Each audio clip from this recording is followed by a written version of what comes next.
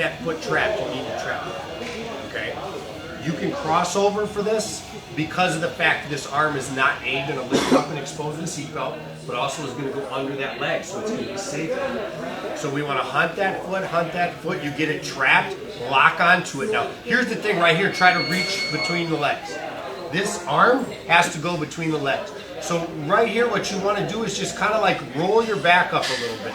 See what happens? Like, even if I'm trying to put my knee down, see the space? Now your hand comes underneath. Now there's two things that need to happen for us to keep, because I'm going to keep trying to go to 3/4 mount here, right?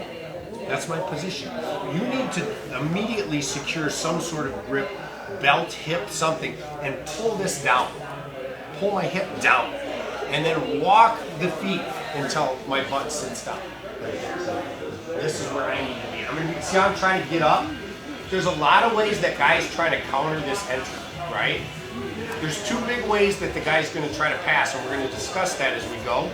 But holding this hip down, and anytime I start getting up, is to walk your legs and pull down on your hip, right? No matter what. Because you don't want to let me get over your head. You don't want to let me get my knee back to that 3/4 mount position. You just want to be here. So this is going to be the first step.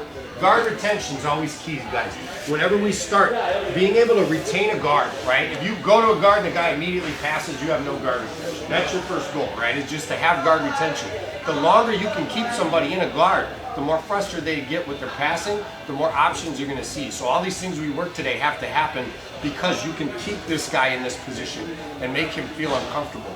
You'll know as soon as you get here, guys. It's like the guy sits you down and you're like this, and you're like, it's it. This base is tough when you're on top. That's one of the reasons this becomes a really good guard, is as soon as you start using it, the guy's like, oh man, I'm gonna get swept. You know, like it's like you're surfing constantly. So this guy on top has to be really active. Does this make sense to everybody? So you're starting with the normal elbow escape. And I don't care, like I said, you can start and do it normally from here if that works. If you get the guy's foot trapped and you want to do it here, that's fine. Okay, if you can and you need to cross over, so now we know we can cheat it a little bit because we know where we're going. Okay? You'll never go here and start putting that guy's leg in and get all the way back to like a full guard. That'll be really difficult. If you start crossing over nowadays here, when you start doing this, the guy knows he's going to put his weight down. He's gonna, you know what I mean? Like, you're starting to fall apart here. But deep half guard is there. So it is a choice when you do this. When you start to cross over, you've limited your options, okay? But that's not a problem. Rock the knees a little bit to lift the hip, because even here, you see how I'm trying to put my knee down and I can't. Make a grip and walk the legs.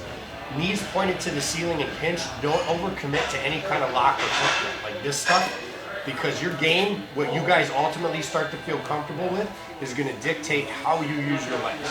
Right now, just pinching, look, it doesn't matter. Like, I'm not going anywhere. You know what I mean? She's like a tick on this leg, like just locked on. That's what we want. Pulling this hip down. Anytime I get up, if you feel like the guy's coming over, keep pulling down on the hip and walking the legs and just sit him down.